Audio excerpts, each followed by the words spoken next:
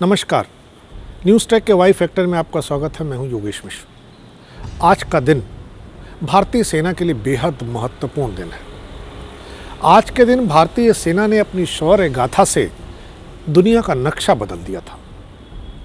आज से 49 साल पहले भारतीय सेना की शौर्य गाथा से एक नए देश का जन्म हुआ था और उस जन्म के साथ ही दुनिया के पैमाने पर पूरा नक्शा बदल गया। बांग्लादेश भारतीय सेना के अप्रतिम शौर्य की देन है और आज के दिन ही पाकिस्तान के हजारों सैनिकों को भारतीय सेना ने आत्मसमर्पण करने के लिए मजबूर कर दिया था। हम आत्मसमर्पण के बारे में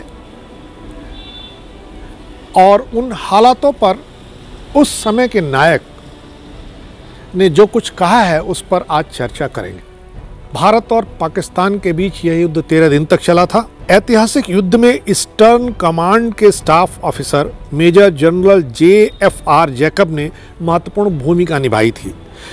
16 दिसंबर को पाकिस्तान के जनरल नियाजी के साथ करीब 90,000 पाकिस्तानी सैनिकों ने हथियार डाले थे, यानी आत्मसमर्पण किया था। मेजर जनरल जैकब ने ही जनरल नियाजी से बात कर उन्हें हथियार डालने के लिए राजी किया था।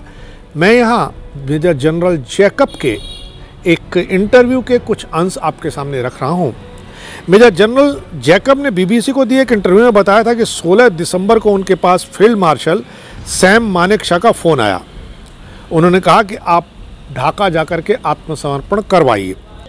वह कहते हैं कि मैं जब ढाका पहुंचा तो पाकिस्तानी सेना ने मुझे लेने के लिए ब्रिगेडियर को कार से भेजा था।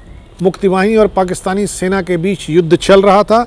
गोलियां चलने की आवाज़ सुनी जा सकती थी। हम जैसे ही उस कार में आगे बढ़े, मुक्तिवाहिनी के सैनिकों ने कार पर गोलियां चलानी शुरू कर दी। मैं उन्हें दोष नहीं दूंगा क्योंकि वह पाकिस्तानी सेना की कार थी। मैं हाथ ऊपर उठाकर कार से नीचे कूद गया।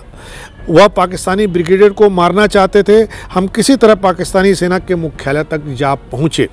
जैकब ने 1971 के अभियान पर 2 किताबें भी लिखी हैं। वह पंजाब और गोवा के राज्यपाल रह चुके हैं। किताब के मुताबिक जनरल मानेकशॉ ने अप्रैल के शुरू में जैकब को फ़ोन करके कहा कि बांग्लादेश में घुसने की तैयारी कीजिए क्योंकि सरकार चाहती है कि हम वहाँ तुरंत हस्तक्षेप करें।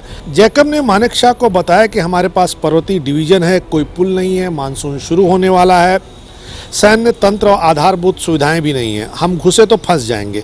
जैकब ने 15 नवंबर तक इसे स्थगित करने की बात जनरल मानेकशॉ से कही। मानेकशॉ की आत्मकथा बताती है कि इस हमले में ढाका पर कब्जा करना शामिल नहीं था, पर जैकब का मानना था कि युद्ध जीतना है तो ढाका पर कब्जा करना होगा। जैकब को चटगांव और खुलना पर कब्जा करने के आदेश मिले थे। हमले के लिए 5 दिसंबर की तारीख तय की गई थी, पर 4 तारीख मानेकशॉ को सूट करती थी। मानेकशॉ का लकी नंबर था, इसलिए उन्होंने हमला 1 दिन पहले कर दिया। इंदिरा गांधी ने घोषणा की कि पाकिस्तानी सेना ने 4:31 पर हथियार डाले। जैकब के अनुसार आत्मसमर्पण 4:55 पर हुआ था। शायद इंदिरा गांधी ने यह परिवर्तन किसी ज्योतिषीय सलाह पर किया था।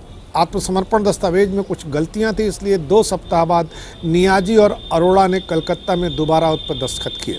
जैकब कहते हैं कि जब मैंने नियाजी को आत्मसमर्पण का दस्तावेज पढ़ करके सुनाया तो बोले, किसने कहा हम आत्मसमर्पण करने जा रहे हैं? आप यहाँ सिर्फ युद्ध विराम कराने आए हैं, आत्मसमर्पण करने नहीं। यह बहस चलती रही। जैकब ने उन्हें एक कोने में बुलाया और कहा कि हमने आपको बहुत अच्छा प्रस्ताव दिया है। इस पर हम वायरस से पिछले 3 दिन से आपस में बातचीत कर रहे हैं।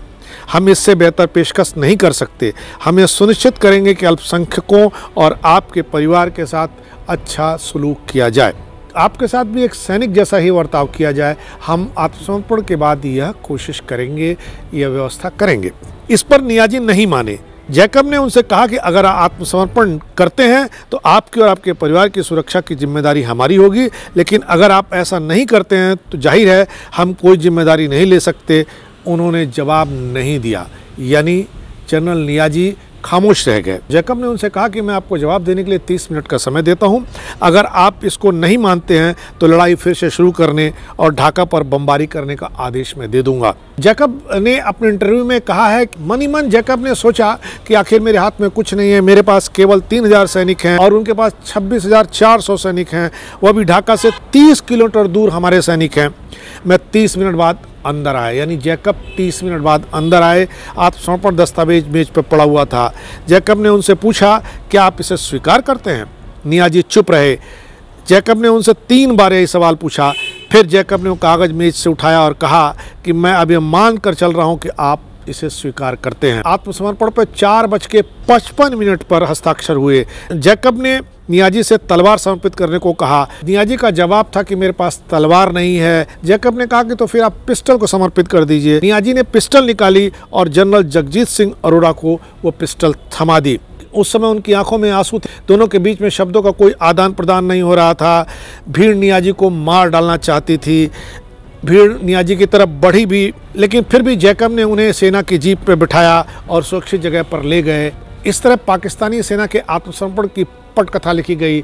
लेकिन पाकिस्तान किसी भी चीज़ से सबक लेने को तैयार नहीं है। युद्ध हार चुका है, आत्मसमर्पण कर चुका है, एक नया राष्ट्र पाकिस्तान को तोड़ के बन चुका है, फिर भी वो अपनी हरकत से बाज आने वाला नहीं है। सेना को बार बार पाकिस्तान को सबक सिखाना होगा। इस बार इतना ही। अगली बार फिर मिलेंगे किसी नए सवाल पर नए ढंग से बात करने के लिए।